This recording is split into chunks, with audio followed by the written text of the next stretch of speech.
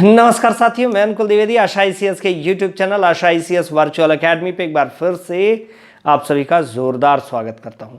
साथियों, हम पढ़ रहे हैं भारत का संवैधानिक विकास और इस क्रम में हम आ गए हैं चौथे और अंतिम चार्टर एक्ट 1853 पे, जहां हमने पिछले वीडियो में देखा है इसके प्रावधानों के निर्माण के पीछे जो रिस्पॉन्सिबल फैक्टर्स थे, जो वाजिब कारण थे, उनका हमने अध्ययन कर लिया है। अब बारी है इस पूरे के पूरे चार्टर एक्ट के जो महत्वपूर्ण प्रावधान थे इनके अध्ययन की और उन पर विचार विमर्श करने की। तो आइए बिना समय गंवाए जानते हैं इसके महत्वपूर्ण प्रावधानों के बारे में, जिनका वास्ता है आपके एग्जाम से, जो आते हैं आपके एग्जाम पैटर्न के अप्रोच के अंतर्गत। तो आइए देखते हैं वो प्रावधान कौन से थे। देखिए, हम देख रहे हैं भारत का संवैधानिक विकास चार्टर एक्ट 1853 और जिसका सबसे पहला प्रावधान जो हम देखने जा रहे हैं वह है कि सबसे पहले प्रावधान के रूप में इसके कंपनी के अधिकार पत्र में वृद्धि। जी साहब, कंपनी यानी कौन? ब्रिटिश ईस्ट इंडिया कंपनी, जो पिछले 100 साल से भी ज़्यादा समय से, या कहें कि और लंबा समय, लगभग 150 साल से ज़्यादा समय से हमारे देश में लगातार शासन किए आ रही थी। उसके अधिकार पत्र में वृद्धि, तो लगातार उसके व्यापारिक एकाधिकार में वृद्धि किया जाता रहा समय समय पे। और जब से चार्टर एक्ट्स बनने लगे तब से अगर देखा जाए तो 20-20 साल के लिए इसके अधिकार पत्र में वृद्धि की जाती रही। 1793 का चार्टर एक्ट ले लीजिए, 1813 का चार्टर एक्ट ले लीजिए, 1833 का चार्टर एक्ट ले लीजिए, तीनों में 4-4 वर्ष की वृद्धि दी गई इसके एकाधिकारों में। और देखा जाए तो 1833 तक व्यापारिक एकाधिकार, इसके बाद तो व्यापारिक एकाधिकार समाप्त हो गए और इसके प्रशासनिक अधिकार में इसके वृद्धि की गई थी 20 वर्ष के लिए। यानी 1853 में यह सुनिश्चित कर दिया जाएगा कि आगे ये कंपनी बादस्तूर अब प्रशासनिक व्यवस्था भारत का देखेगी या नहीं। तो साथियों, अधिकार पत्र में वृद्धि तो किया गया, समय सीमा तो बढ़ाई गई, लेकिन 20 वर्षों के लिए नहीं। कब तक? आखिर 20 वर्षों के लिए नहीं तो कब तक? यानी इसके कार्यकाल में अब तलवार लटक चुका था, कार्यकाल का गर्दन तलवार के अंदर आ चुका था। ठीक है, कब तक? देखिए, अग्रिम आदेश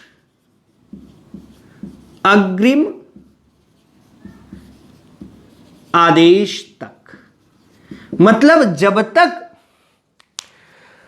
ब्रिटेन की पार्लियामेंट अगला आदेश नहीं दे देती है या अगला अधिनियम नहीं ले आती है, तब तक, सिर्फ तब तक कंपनी के अधिकार पत्र में इसके प्रशासनिक एकाधिकारों में वृद्धि की गई कि भारत में यही शासन देखेगी। कब तक? तब तक जब तक ब्रिटिश पार्लियामेंट की ओर से कोई अग्रिम आदेश नहीं आता है, तब तक। ठीक है, चलिए देखिए अब दूसरा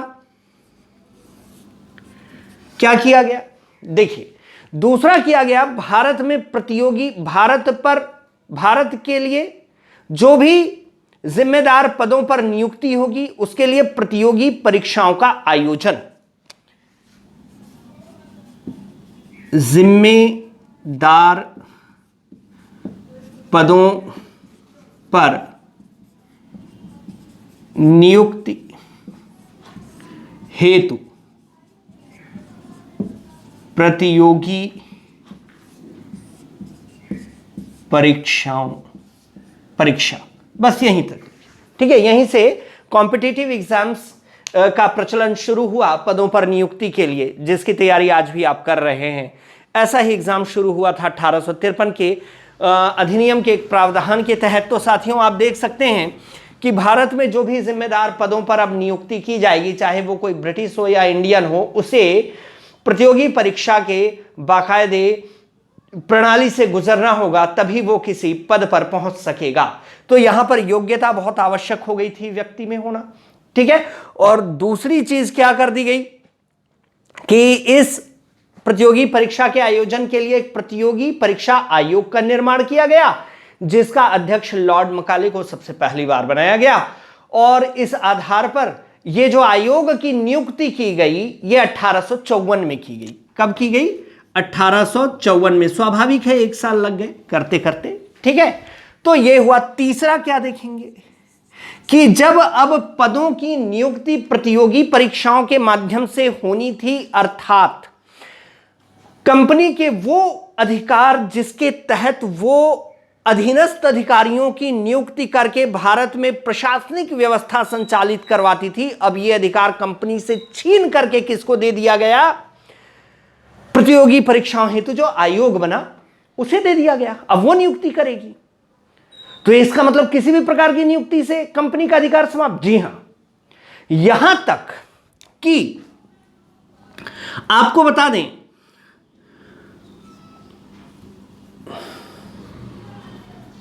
गवर्नर जनरल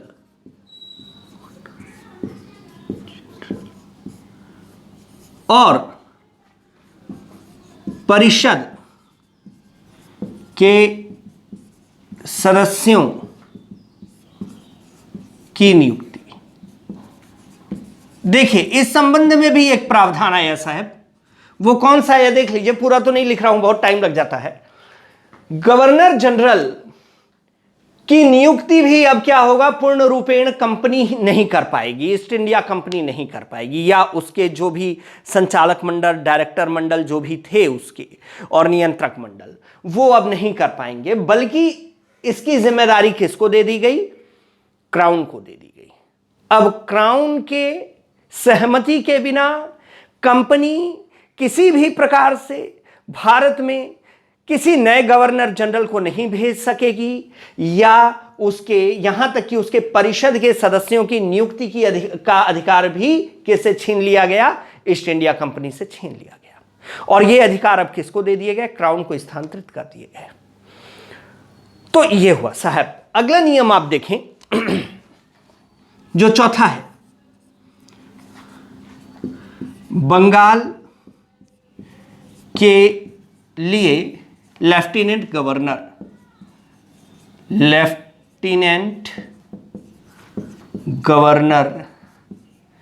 की नियुक्ति।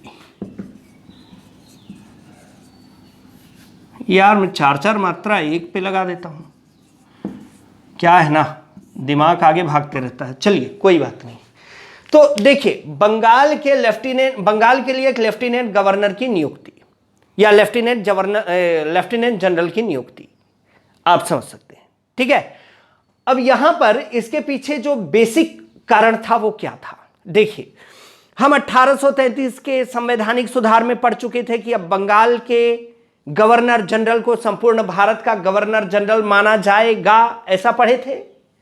ठीक है, अब जब बंगाल का गवर्नर जनरल पूरे भारत का गवर्नर जनरल माने जाने की बात कर दी गई, और दूसरे नंबर पर उसे समस्त भारत के लिए नियम बनाने का भी अधिकार दे दिया गया, तो निश्चित तौर पर जब वो अधिनियम बना रहा होगा तो बंगाल के संबंध में उसके हृदय में एक सॉफ्ट कॉर्नर आएगा।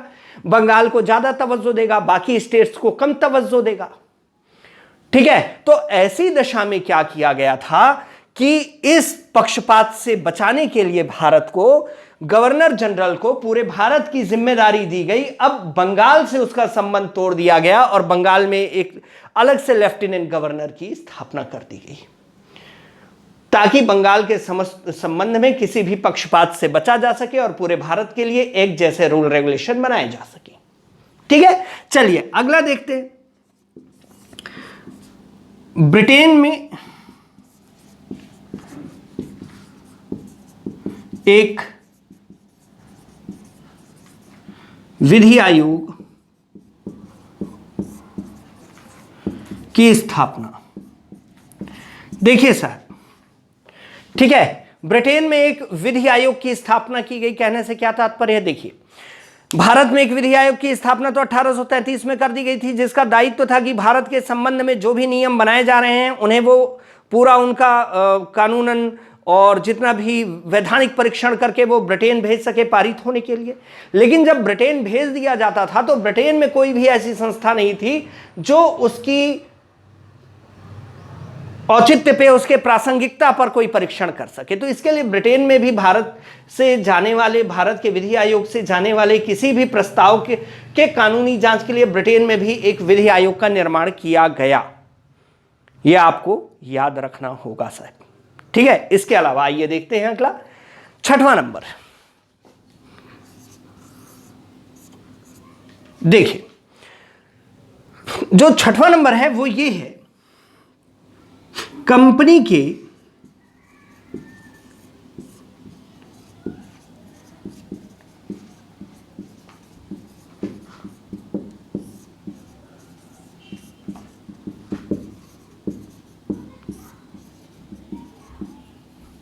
संख्या में कटौती। जी, ये क्या किया गया? देखिए, कंपनी का जो डायरेक्टर मंडल था, जो कंपनी का कहना चाहिए निदेशक मंडल था, बोर्ड ऑफ डायरेक्टर्स जिसे हम कहते थे, उसकी संख्या में कटौती कर दी गई। क्यों?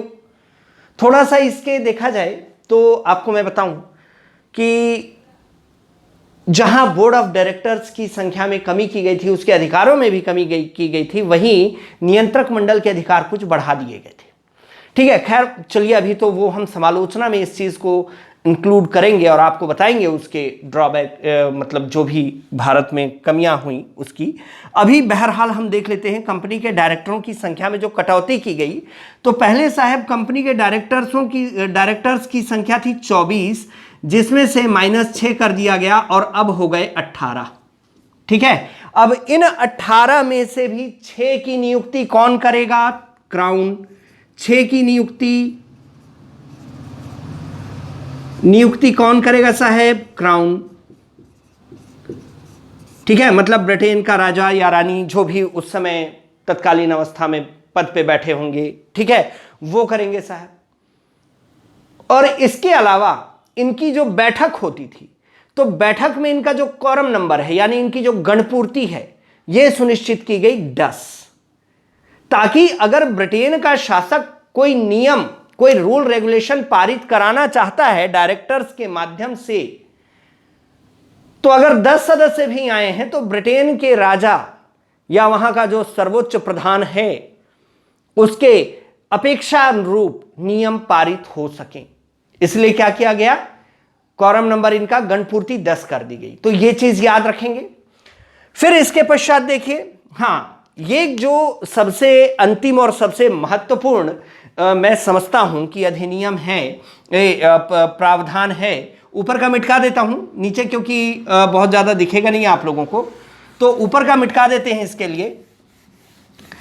विधायी परिषद अगला जो सबसे महत्वपूर्ण मैं समझता हूं, महत्वपूर्ण संस्था है, जो मतलब एक प्रावधान के तहत 7वां नंबर हम लिख रहे हैं, विधायी परिषद। विधायी परिषद,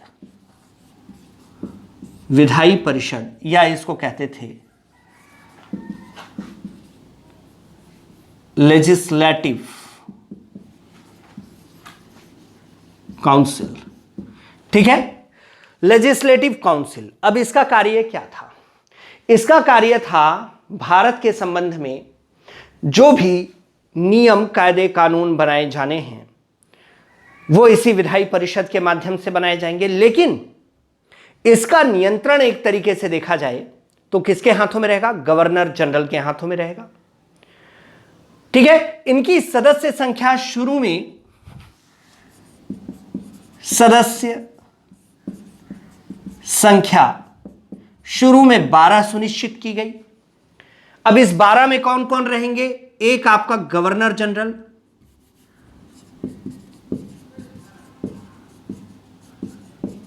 प्लस मुख्य सेनापति,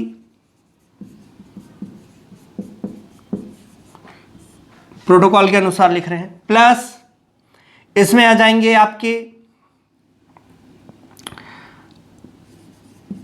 कार्यकारी परिषद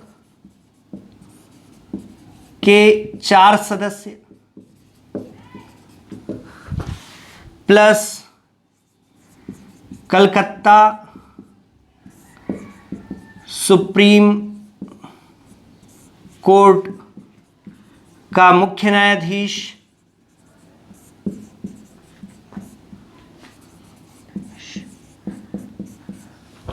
नीचे का और मिटकाते हैं क्योंकि इधर का काम तो खत्म हो गया है।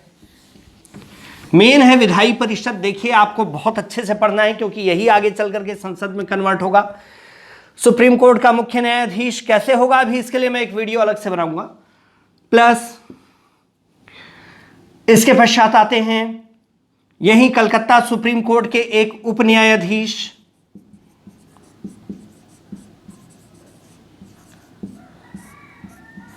प्लस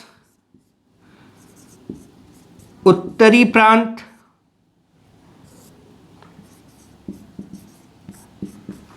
बंबई, कलकत्ता, मद्रास से एक एक मनोनीत सदस्य,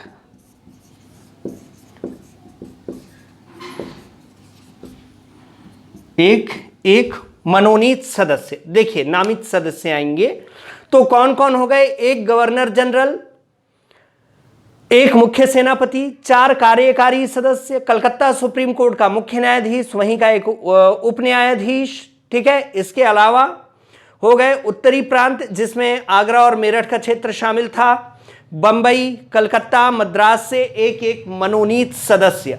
तो इस प्रकार हो गए टोटल हमारे 12 सदस्य होते हैं। 12 सदस्यों की एक विधायी परिषद बनाई गई। देखिए यही विधायी परिषद है जो आगे चल करके संसदीय स्वरूप में परिणित होती है। अब इसका देखिए सबसे पहला विरोध सर सैयद अहमद खान ने किया था कि एक विधायी परिषद बनी ऐसी जिसमें एक भी भारतीय सदस्य नहीं है और भारत का के लिए यह नियम बनाएगी। इससे बड़ा हास्यास्पद बात कोई और हो नहीं सकता, या भारत का इससे बड़ा कोई दुर्भाग्य हो नहीं सकता, उन्होंने कहा। ठीक है, तो बहुत सारे ऐसे कारण हैं जिसके आधार पर हम इस विधायी परिषद में अपने अधिकार की मांग लगातार करते रहे। कांग्रेस की भी जो स्थापना हुई वो लगातार इसी विधायी परिषद में भारतीय नेतृत्व की मांग करती रही और भारतीय नेतृत्व प्राप्त करना ही कांग्रेस का एकमात्र उद्देश्य था विधायी परिषद में, ताकि भारतीय भी जहां भारत के लिए नियम कायदे कानून बन रहे हैं वहां तक अपनी आवाज़ पहुंचा सके। और धीरे धीरे इसी में भारतीय प्रतिनिधित्व मिलता गया हमें, और धीरे धीरे वो मनोनीत प्रतिनिधित्व चयनित होने लगा, और चयनित होते होते धीरे धीरे निर्वाचित होने लगा, और निर्वाचित होते होते धीरे धीरे मनोनीत सदस्यों की संख्या कम, निर्वाचित सदस्यों की संख्या बढ़ने लगी। और यही निर्वाचित सदस्यों की संख्या बाद में इतनी ज़्यादा बढ़ गई कि आगे चल करके यही निर्वाचन जो है, इसी का निर्वाचन संसदीय स्वरूप में होने लगा। तो साथियों इस पे मैं एक अलग से वीडियो लेकर के आऊंगा लेजिस्लेटिव असेंबली पे, क्योंकि यही आपके संसदीय प्रणाली की जन्मदाता, ऐसा मैं मानता हूं। ठीक है, और हमको यह कंसेप्ट क्लियर करना भी पड़ेगा। ठीक है, तो चलिए खैर आज के वीडियो में यहीं तक रखते हैं। मैं समझता हूं कि आपको भारत के संवैधानिक विकास अधिनियम 1853 चतुर्थ चार्टर एक्ट का के सारे प्रावधानों पर आपके कंसेप्ट क्लियर करने की कोशिश मैं किया। और अगर मान लीजिए कोई कंफ्यूजन होगा, कोई नई जानकारी होगी, उसको साझा कीजिएगा कमेंट में करके। कंफ्यूजन होगा वो लिखेगा, उसको दूर करने के लिए मैं अलग से एक वीडियो बनाऊंगा। और आशा करता हूं आपको वीडियो पसंद आया होगा। आया हो तो प्लीज़ चैनल सब्सक्राइब करें, वीडियो लाइक करें, शेयर करें। तब तक के लिए अगले वीडियो में मिलते हैं। जय हिंद।